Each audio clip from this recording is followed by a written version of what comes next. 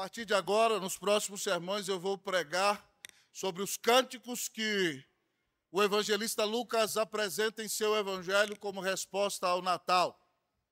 Hoje de manhã, no culto de 8h30, eu preguei até o versículo 38 de Lucas 1.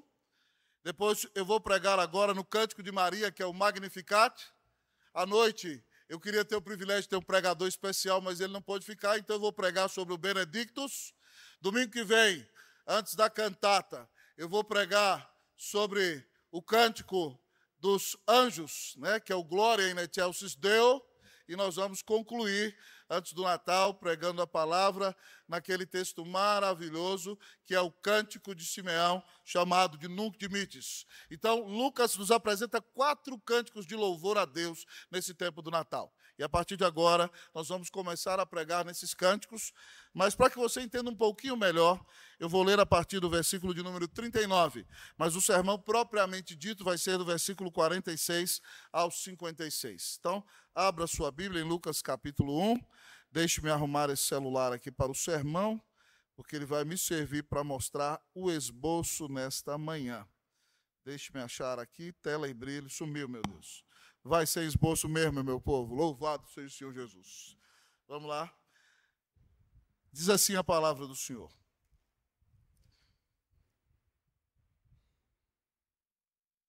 Naqueles dias, dispondo-se Maria, foi apressadamente à região montanhosa a uma cidade de Judá.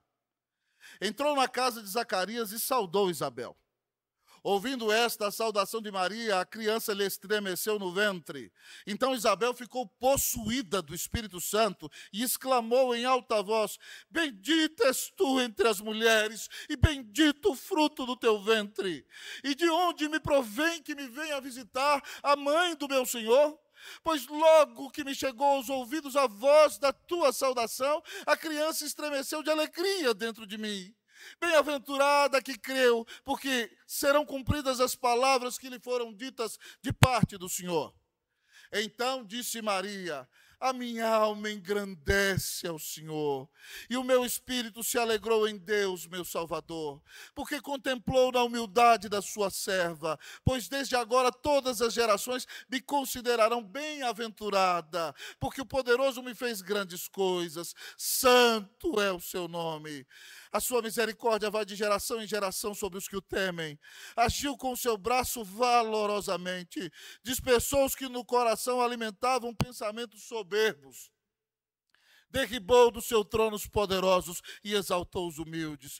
Encheu de bens os famintos e despediu vazios os ricos. Amparou a Israel, seu servo, a fim de lembrar-se da sua misericórdia a favor de Abraão e da sua descendência para sempre, como prometera aos nossos pais.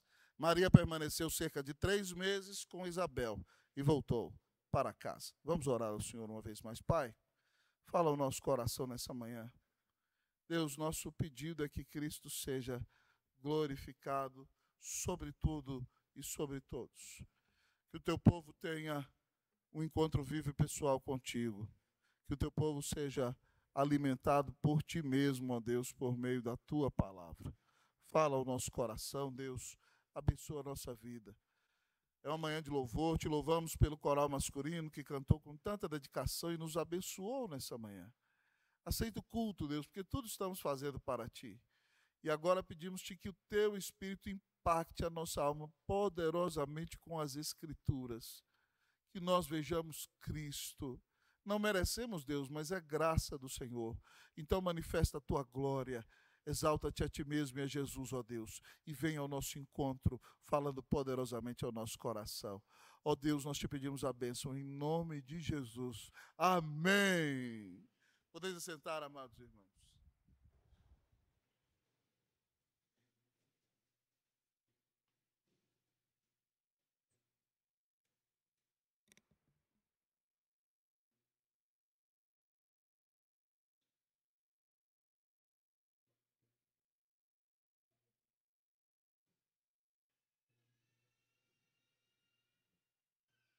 Esperar que todos se posicionem em seus lugares para darmos início à mensagem da palavra do Senhor.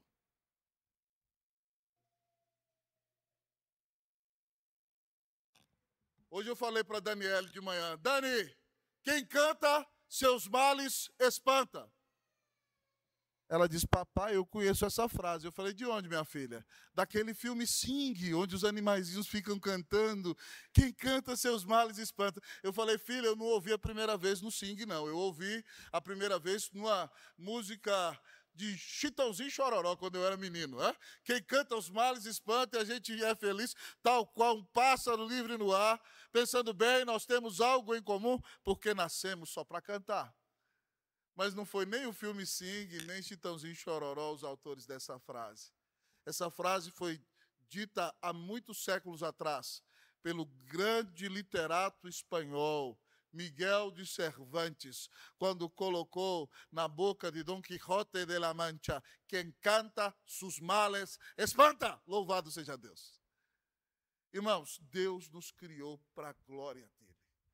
E nós só temos plena felicidade quando nós vivemos para exaltá-lo. É por isso que Agostinho diz, Senhor, nos criaste para ti. E o nosso coração não pode repousar seguro enquanto não descansar em ti.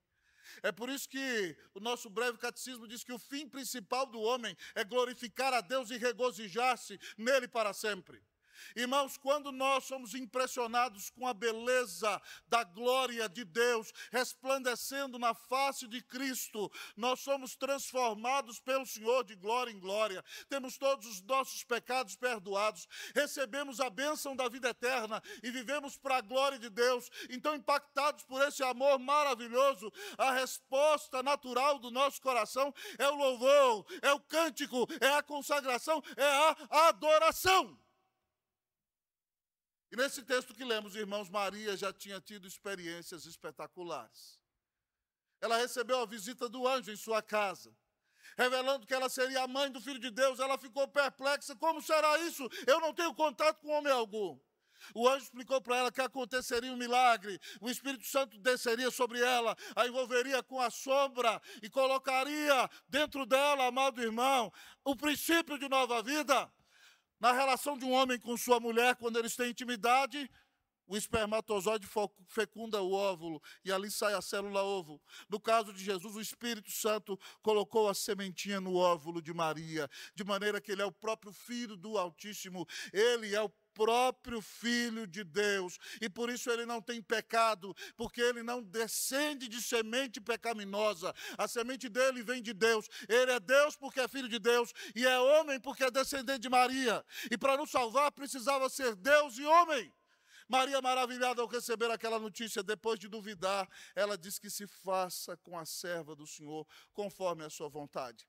Naquele dia, para mostrar para Maria que Deus verdadeiramente faz milagres, o anjo revelou que Isabel, a prima dela, que já era bem velhinha, estava grávida, mesmo tendo sido estéril a vida inteira. Deus fez um milagre na vida de Isabel. Então Deus engravidou Maria de maneira sobrenatural, engravidou a Isabel de maneira natural, ainda que ela fosse estéril. Deus, quando faz milagres, usa o sobrenatural e usa o natural para a honra e para a glória do nome dele.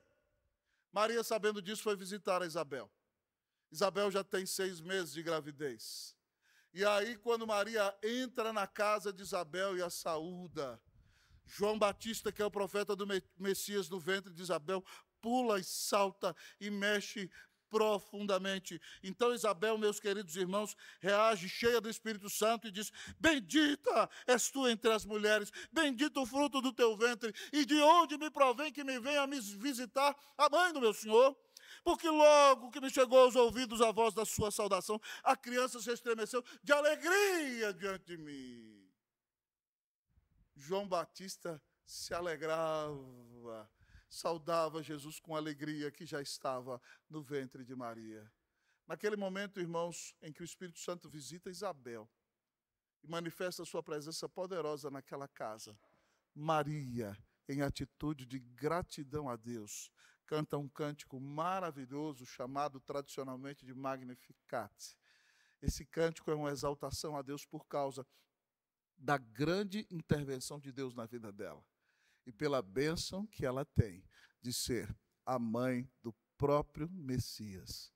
Ao observarmos Maria louvando ao Senhor, temos que ficar atentos ao imperativo de Deus para nós nessa manhã, que é: louve ao Senhor! Em primeiro lugar, o texto diz: louve ao Senhor, expresse sua gratidão. Maria diz o seguinte no versículo de número 46. Você vai ler comigo, versículo 46 e 47 e 48. Vamos ler todos juntos? Então disse Maria: a minha alma engrandece ao Senhor, e o meu espírito se alegrou em Deus, meu Salvador, porque contemplou na humildade da sua serva, pois desde agora todas as gerações me considerarão bem-aventurada. Maria, quando louva o Senhor, agradece. Ela começa a cantar: minha alma engrandece ao Senhor, meu espírito se alegra em Deus, meu Salvador. Maria engrandece ao Senhor em sua alma. O seu espírito se alegra em Deus. E ela reconhece que Deus é o Salvador dela. Veja bem, irmão, que dizer que Maria não tinha pecado é uma mentira antibíblica. Porque ela está dizendo que Deus é o próprio Salvador dela. Ainda que fosse uma mulher piedosa, ela era filha de Adão. Ela nasceu de semente de homem. Só Jesus, o filho dela, que não. E Deus é o Deus que a salvou e que perdoou de todos os seus pecados, ainda que fosse uma santa serva do Senhor e a mãe do próprio Filho de Deus. Ela reconhece que Deus é o Salvador dela e por isso agradece. A minha alma engrandece ao Senhor. Meu espírito se alegrou em Deus, meu Salvador. E ela diz por quê? Porque ele contemplou na humildade da sua serva.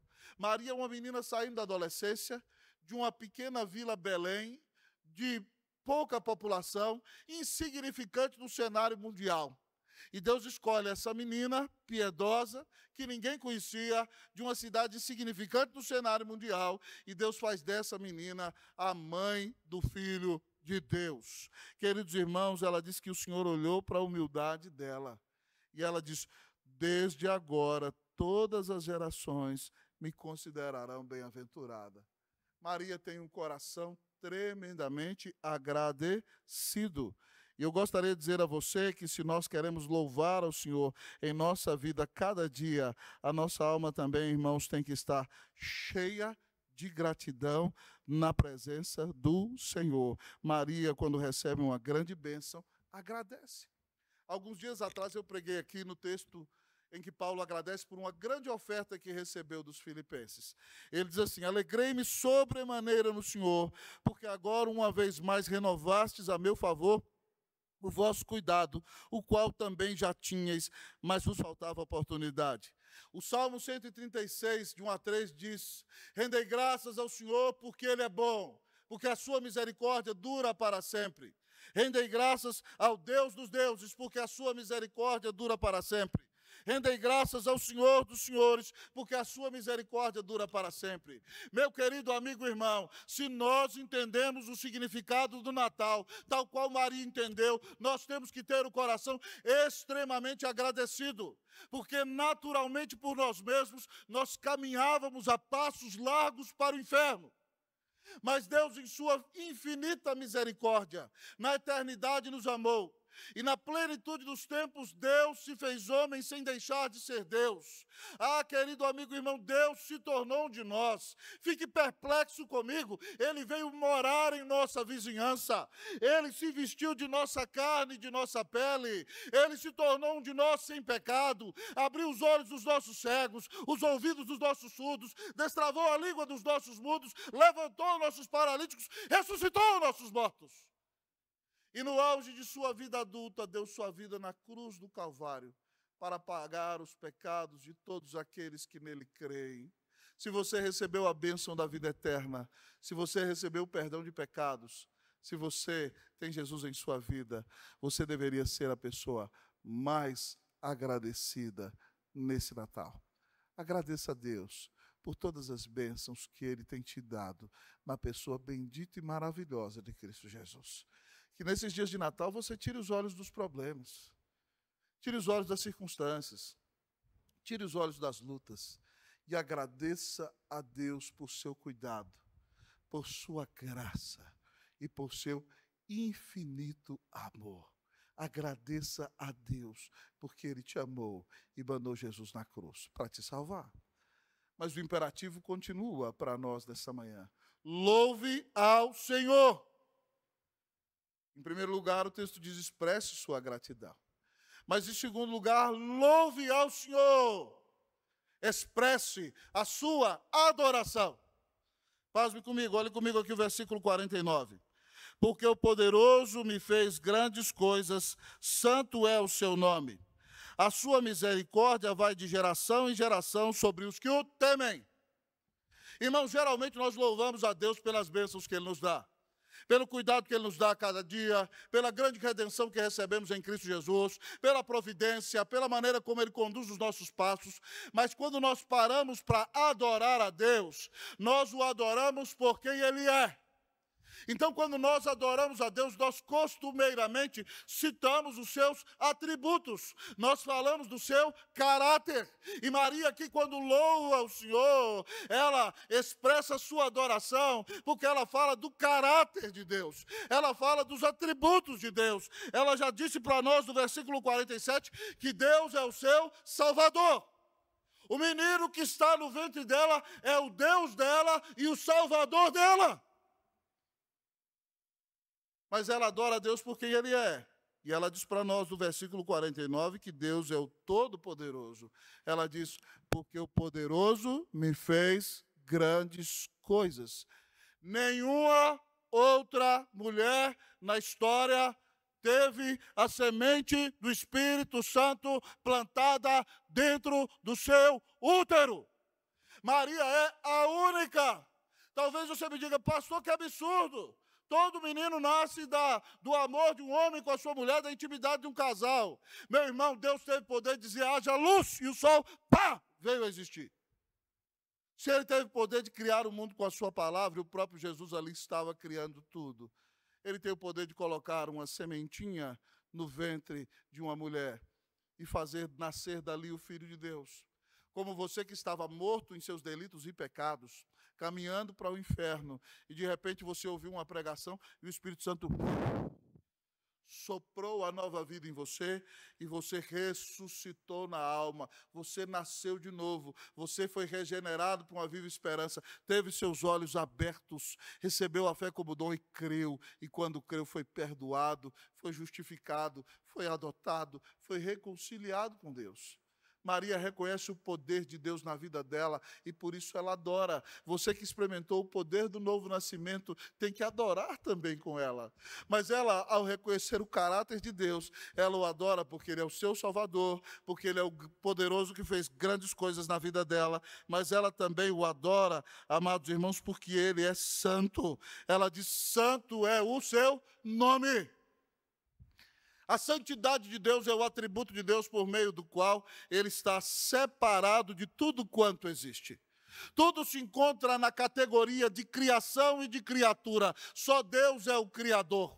A palavra usada para santo no hebraico significa cortado, separado. Então Deus só nesse sentido pode ser chamado de totalmente outro. Não no sentido errado que alguns teólogos disseram, como que se ele não pudesse intervir. Ele interveio o tempo todo. Mas Ele é totalmente diferente e separado de sua criação. E, consequentemente, Ele é Espírito puríssimo, eterno, infinito e imutável, em quem não há sombra e variação de mudança.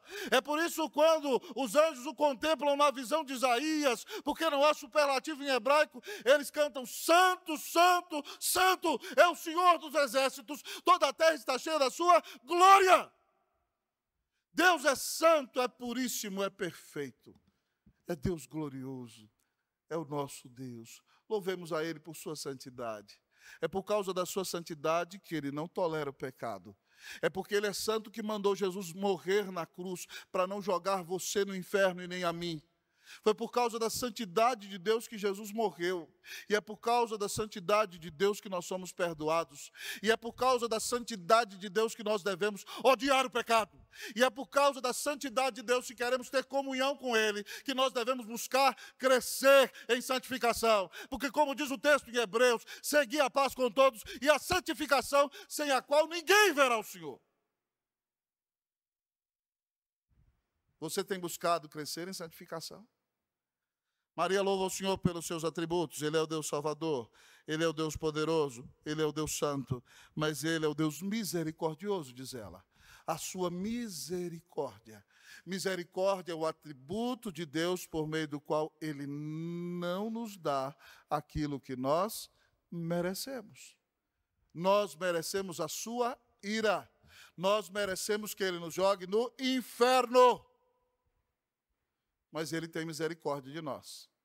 Irmãos, eu sempre ilustrei aqui, gostei de ilustrar isso, que a misericórdia é como se fosse um grande guerreiro que vem com uma lança, levantando a sua lança e correndo em nossa direção, como se Deus fosse esse guerreiro. Para nos cravar na parede! E você fica desesperado e pensa que vai morrer. E Jesus empurra você e entra no meio e é cravado no seu lugar. E ali Deus não te deu o que você merecia.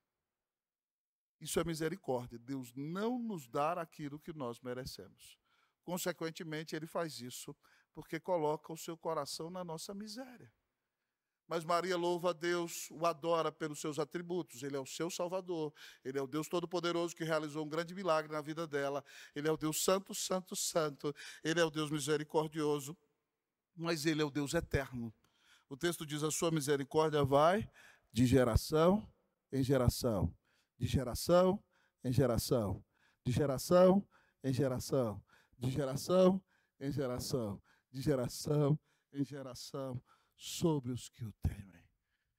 Você já parou para pensar quantas gerações já existiram desde que o mundo foi criado?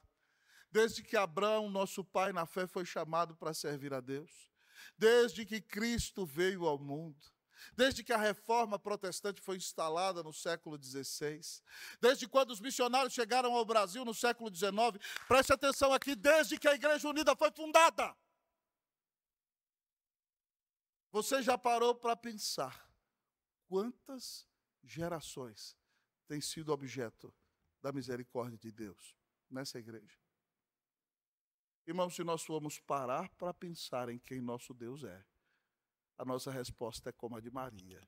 Ele é o meu Deus Salvador. Ele é Deus poderoso que faz grandes coisas em mim. Ele é Deus santo. Ele é Deus misericordioso. Ele é o Deus eterno. E, portanto, vai me abençoar eternamente. Louvado seja o Senhor. É por isso que nós temos que adorar a Deus. É por isso que eu amo cantar nos sermões, irmãos, porque a Bíblia nos mostra a gente cantando quando Deus se revela a essas pessoas. Alguns meses atrás eu tive o privilégio de pregar na Igreja Presbiteriana do México, cujo pastor está ali na galeria. Meu amigo reverendo Ivo Mozart, pai do nosso seminarista, agora nosso bacharel Davi Mozart. E aí eu estava conversando, tomando café antes do culto, e Ivo me revela que ele foi compositor de uma das canções que mais marcou minha adolescência. E quem é antigo aí vai se revelar agora, mas tinha aquele grupo Catedral do Rio. E a canção que Ivo compôs, ela diz assim: por amor, modificou o meu viver, o meu ser, teu poder iluminou o meu olhar, céu e mar, teu querer é tanto bem querer para mim. Eu sei que não mereço, mas tu és o amor, o amor. Eu sei que não mereço, mas tu és o amor, o amor. Como não comover-se diante de um Deus amoroso? Como não comover-se diante de um Deus santo? Como não comover-se diante de um Deus poderoso, de um Deus misericordioso, que deu seu Filho na cruz para nos salvar? Irmãos, que Deus encha a nossa vida de adoração, que nós tenhamos prazer em adorar no culto, que nós tenhamos prazer em adorar na vida, que nós tenhamos prazer em adorar em casa, que nós tenhamos prazer na comunhão íntima com o Senhor, porque nós só vamos ser verdadeiramente felizes quando tivermos intimidade com Deus e vivermos uma vida plena de adoração. É por isso, irmãos, que eu digo a vocês que é loucura faltar do culto, mais ainda insensatez vir à igreja e ficar lá fora enquanto eu estou pregando, porque Deus está falando aqui no sermão, e quando você está lá fora não ouvindo o sermão, você não está rejeitando o reverendo Roster, você está rejeitando a Deus que fala com você na sua palavra. Então, irmãos, nós estamos aqui para buscar a Deus e adorá-lo. E nós temos que glorificar a Deus com todo o nosso coração e exaltá-lo com todo o nosso ser. Eu quero lhe perguntar, você tem vivido para a glória de Deus? Você tem adorado a Deus todos os dias? Quando você pisa fora da cama de manhã, você glorifica o Senhor por quem Ele é e por tudo que Ele tem feito a seu favor? Faz quanto tempo que você não canta para Deus? Faz quanto tempo que você não canta até desafinado debaixo do chuveiro? Quando a gente ama, a gente declara o amor a essa pessoa. Se você entender o amor de Deus, você vai louvar a Deus com todo o seu coração. Que Deus encha a tua vida de adoração e de louvor. Em nome de Jesus, amém!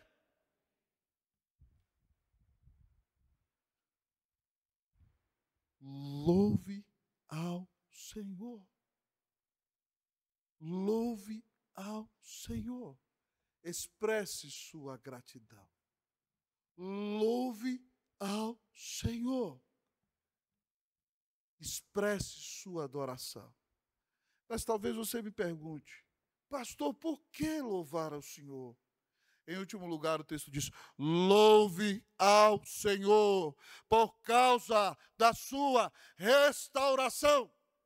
Louve ao Senhor por causa da sua restauração. Vejamos o que Maria diz. Agiu com seu braço valorosamente, dispersou os que no coração alimentavam pensamentos soberbos. Maria fala de uma restauração moral. Quero pedir os irmãos para conversar depois do sermão. Na igreja reformada, quando alguém está pregando, Deus fala. Senão eu vou ter que me calar.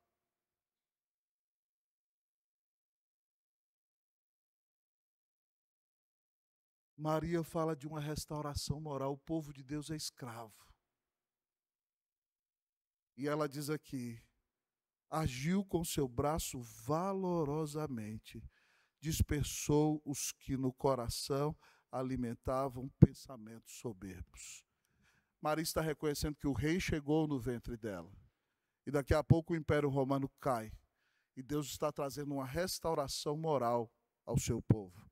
Mas ela fala também, irmãos, de uma restauração social. Veja o que ela diz no versículo 52. Derribou do seu trono os poderosos e exaltou os humildes. Ela fala também de uma restauração econômica. Ela diz aqui, encheu de bens os famintos, despediu vazios os ricos. Mas ela fala de uma restauração espiritual sobre todas as coisas. Amparou a Israel, seu servo, a fim de lembrar-se da sua misericórdia, a favor de Abraão e de sua descendência para sempre, como prometera a nossos pais. Ah, queridos amigos e irmãos, Maria está dizendo que Deus cumpre as suas promessas, está trazendo sobre todas as coisas uma restauração espiritual para o seu povo. E ela diz que ela está louvando a Deus porque Deus é um Deus que restaura. Semana passada, eu tive o privilégio de pregar na igreja presbiteriana da Boa Vista, em Recife. A igreja presbiteriana da Boa Vista é o equivalente de nossa igreja em Recife. É a segunda ou terceira igreja fundada naquela cidade, que teve um crescimento exponencial, que foi responsável pela plantação da maioria das igrejas naquela região. Grandes nomes do mundo evangelical, brasileiro e do exterior, quando vinham ao Brasil, pregavam na Unida e também pregavam na igreja da Boa Vista, no Recife. De nossa igreja já pregaram ali o príncipe dos pregadores, Miguel Riso Júnior, reverendo José Borges do Santo Júnior e reverendo Adalto Dourado. Pastores desta igreja já fizeram conferências ali. E essa igreja que viveu um momento de tanta glória, de tanto esplendor, hoje vive um momento de tremendo desafio, precisando de um tempo de revitalização. Nosso diácono João Ricardo, que agora, daqui a pouco vai ser empossado como presidente da junta, há mais de 2 anos vem me dizendo, pastor, vamos pregar na Boa Vista, os pastores querem que o senhor pregue lá. Eu não tinha agenda para este ano, o aniversário da igreja é 15 de novembro, eles mudaram para o primeiro domingo de dezembro, quando eu tinha agenda. E Que momento de visitação graciosa do Senhor ali, irmãos. Eu vi a igreja com umas 100 pessoas de manhã. Eu falei, para quem diz que está morrendo, está bem frequentada. Eles me disseram, não, pastor, aqui vem 30 pessoas, mas hoje é um dia especial. Tinha 100 pessoas de manhã e 80 pessoas à noite. E eu preguei mensagem sobre avivamento ali, irmãos, sobre restauração. E que alegria foi estar ali enquanto pregava, ver o Espírito Santo quebrantando o coração da igreja e pessoas em lágrimas na presença do Senhor pedindo, Deus, traz um reavivamento para a minha vida. Deus, restaura meu casamento. Deus, traz meus filhos de volta à tua presença. Deus, salva os teus eleitos aqui em Recife. A fachada da igreja parece com a nossa. Eu sempre digo que eu acho que a nossa é a mais bonita do Brasil. Mas ela está na Avenida Conde da Boa Vista. Então, enquanto eu pregava, centenas, milhares de pessoas passando na rua. Eu falava, irmãos, a gente bota 10 ali na frente e vai botando o povo para dentro, enquanto o culto está acontecendo.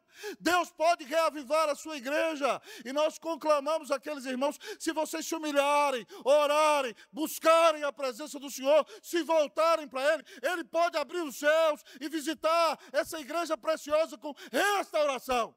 E nós saímos dali na expectativa de que aquela igreja vai experimentar o mover de Deus. E estamos orando por isso. Nossa própria igreja tem experimentado, para a glória de Deus, tempos de revitalização. E nós temos que reconhecer, irmãos, quando Deus nos restaura e dar toda a glória a Ele. É por isso que nos textos que eu mais amo das Escrituras, é aquele que diz assim, quando o Senhor restaurou a sorte de Sião. Quem souber, repita comigo. Ficamos como quem sonha. Então a nossa boca se encheu de riso, a nossa língua de júbilo. Então entre as nações se dizia, grandes coisas o Senhor tem feito por eles. Com efeito, grandes coisas fez o Senhor por nós. Por isso estamos alegres. Restaura, Senhor, a nossa sorte como as torrentes do Neguebe. Os que com lágrimas semeiam, com júbilo ceifarão. Quem sai andando e chorando enquanto semeia, voltará com júbilo, trazendo seus feixes. Deus mandou o seu Filho para trazer restauração para a tua vida, para te reconciliar com Deus, para te reconciliar com os teus familiares, para reconciliar os pais com os filhos, para reconciliar irmãos e irmãs da igreja, para reconciliar pecadores com Ele. Deus mandou o seu Filho para que pecadores experimentem reavivamento espiritual, ressurreição na alma, restauração. E Maria louva o Senhor, porque Deus abre os céus e manda Jesus para reconciliar pecadores consigo. E o Espírito Santo é quem sopra na nossa vida e traz restauração e reavivamento à igreja, irmãos. É por isso que nós continuamos orando na Igreja Unida por um reavivamento espiritual. Vocês estão aqui como resposta de oração, mas eu oro para que Deus use a cada um dos que aqui estão como um instrumento de reavivamento, para que nossos amigos, nossos familiares, nossos colegas de trabalho experimentem o mover de Deus e recebam a grande salvação que há em Cristo Jesus. Eu não sei se você precisa de restauração nessa manhã, mas diga, Senhor, restaura a minha vida em nome de Jesus. Eu quero voltar ao primeiro amor. Senhor, intervém na minha casa, dá-me um coração totalmente de Cristo. Deus, visita-me com um reavivamento espiritual em nome de Jesus. Quando nós experimentamos restauração, nós vamos louvar ao Senhor e vamos dar a Ele toda a glória, porque Ele é quem nos restaura da nossa vergonha, Ele é quem nos restaura socialmente, como Maria disse, Ele é quem te restaura, inclusive economicamente, como ela disse, mas sobre todas as coisas, Ele é quem te restaura espiritualmente. Que Deus abra os céus e desça na sua vida, amém, meu irmão? Você quer um reavivamento? Diga amém. Que Deus abra os céus e desça, que Ele ponha fogo em seu coração, que Ele renove o primeiro amor em você. Que você diga, como o reverendo Ashwell Green Simonton, no final do seu diário, o nosso pioneiro do presbiterianismo, usando a linguagem do seu tempo, não falando de segunda bênção, mas falando de reavivamento. Era a linguagem do seu tempo, ele dizia assim, oh, quem me dera um batismo de fogo que me purificasse das minhas escórias e me desse um coração totalmente de Cristo Jesus. Simonton, o nosso pioneiro, queria uma visitação do Espírito Santo na sua vida, para que fosse purificado de sua vida de pecado, para que tivesse um coração como o de Cristo. Oh, que me dera um reavivamento espiritual, que me purificasse das minhas escórias, que me desse um coração totalmente de Cristo. Que Deus te visite com um reavivamento assim. Em nome de Jesus. Amém. Louve, louve, louve ao Senhor. Expresse sua gratidão. Expresse sua adoração. Porque Deus pode te dar grande restauração. Que Deus faça de nós um povo que adora a Deus todos os dias, que ama louvar ao Senhor. O imperativo para você é claro: louve ao Senhor. Que Deus te abençoe. Em nome de Jesus. Amém.